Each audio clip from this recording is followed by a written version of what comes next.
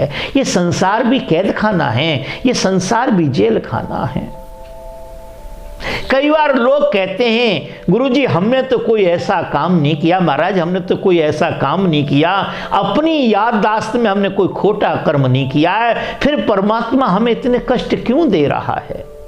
तो बंधुओं, परमात्मा क्या आपका शत्रु है? परमात्मा क्या कसाई है?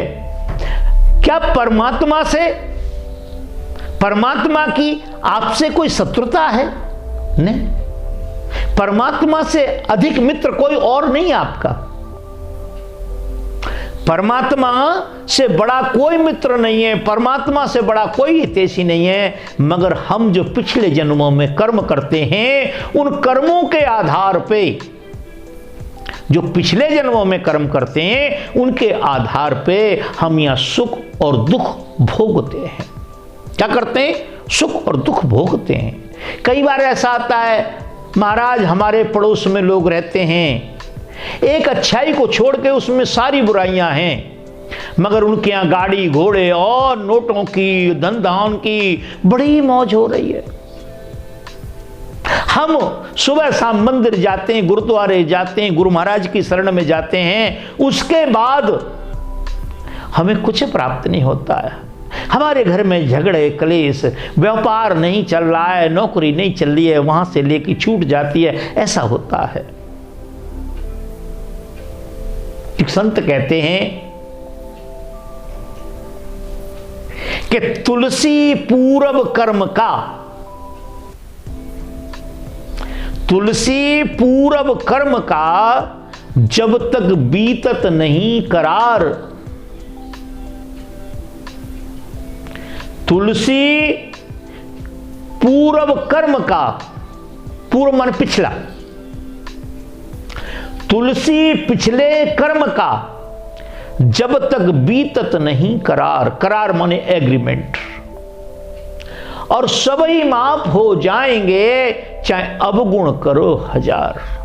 जिसको आप देख रहे हैं गाड़ी घोड़े से धन धान से परिपूर्ण है, कुछ नहीं करता, बुरे काम करता, फिर भी मस्त हो रहा है, उसके पिछले कर्मों का ये फल है जो परमात्मा ने बुरे कर्मों के आधार पर, बुरे कर्म करते हुए भी उसको सब कुछ दे रखा है। मगर एक बात ध्यान देने की बात है कि इस जन्म में जो बुरे काम किए हैं ना, अगला जन्म उसका खराब हो जाएगा। अगले जन्म में बनाते बनाते उसकी बात बनेगी नहीं, बिगड़ जाएगी। क्या होगा? बनाते बनाते बात बनेगी नहीं, बिगड़ जाएगी, खराब हो जाएगा सारा सिस्टम। ऐसे लोग नहीं देखे आपने? जन्म से अपाए जाते हैं, जन्म से रोगी आते हैं, और यहां लोगों का, जिनका पिछले जन्म का जिसका कर्जा है, वो यहां डॉक्टर बन के आ जाता है,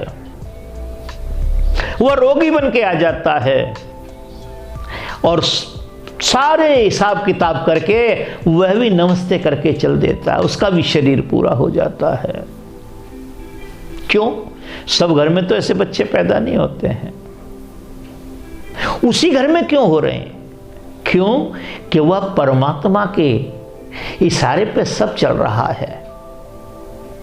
हमने ये मान लिया है कि हमारे चलाए चल रहा है, यही हमारे दुख का कारण है। हमारे चलाए नहीं चल रहा है, वह परमेश्वर के चलाए चल रहा है, और जो परमेश्वर के चलाए चल रहा है फिर हमारे चलाए नहीं चल रहा है।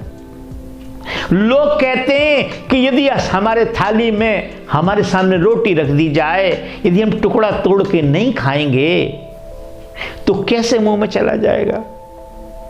हम बीमार हो जाते हैं, गले में कैंसर हो जाता है, पैरालिसिस हो जाता है, गले में कुछ नहीं जाता है, हाथ नहीं उठा पा रहा है आज। तो क्या करते हैं? मिक्सी में उस भोजन को मिक्स किया जाता है और उसकी नाक के माध्यम से दिया जाता है। आज क्या हो गया? हाथ क्यों नहीं उठ पा रहा? आज जीभ भोजन क्यों नहीं अंदर कर पा रही? आज जिह्वा बोल क्यों नहीं पा रही, क्यों नहीं उठ पा रही? क्या कारण है इसका? उसका कारण है कि जिह्वा को चलाने वाला, भोजन को पचाने वाला, हमारे दिमाग को चलाने वाला, हमको पुरस्कार दिलाने वाला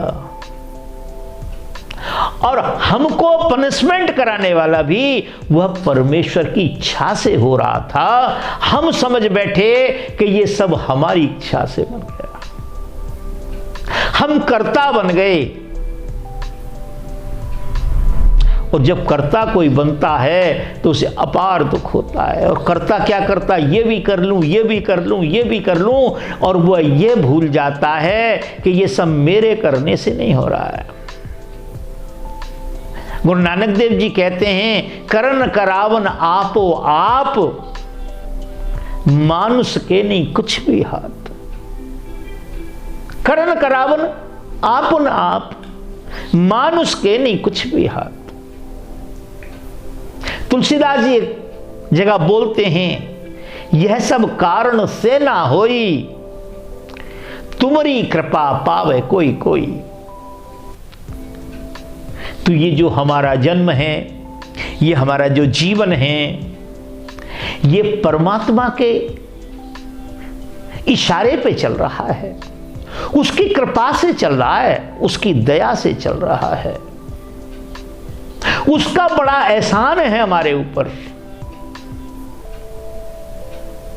जो हमें बोलने की ताकत दी, सोचने की ताकत दी, भोजन पचाने की ताकत दी, ब्लड को साफ करने की किडनी जिसने हमारे अंदर लगा दी। बहुत छोटा सा दिमाग है जिसका वजन 15 ग्राम है और पूरे शरीर को कंट्रोल करता है, हमारी पूरी बॉडी को कंट्रोल करता है। इसलिए बंधुओं, सही बात तो यह है कि ये सब कुछ परमेश्वर के चलाए चल रहा है, हमारे चलाए कुछ नहीं चल रहा। ये जो हमने मान लिया कि हमारे चलाए चल रहा है, यही हमारे दुखों का कारण है। हम कर्ता बन जाते हैं, हम निष्काम भाव से कर्म नहीं करते हैं।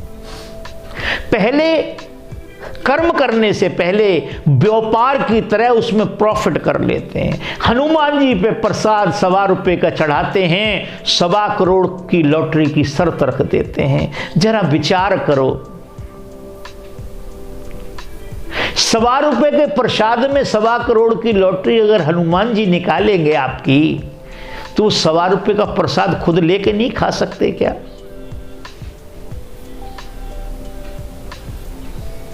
नहीं, हनुमान जी से, हनुमान जी की सत्यता को सीखना, भक्ति को सीखना है।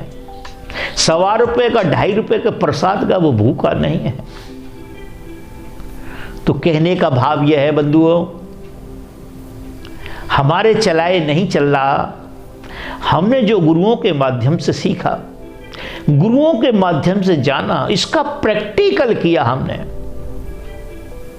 कई बार प्रैक्टिकल किया, हजारों जगह प्रैक्टिकल किया, और देश के कई हिस्सों में जाके प्रैक्टिकल किया। सब कुछ करने के बाद जो समझ में आई, वो यही बात समझ में आई, हमारे करने से कुछ होता नहीं। देनहार कोई और है, भेजत जो दिन रैन, लोग भरम हम पर करें, तासु नीचे नैन। तो मैं समझता हूं कि आपका प्रश्न हो गया होगा।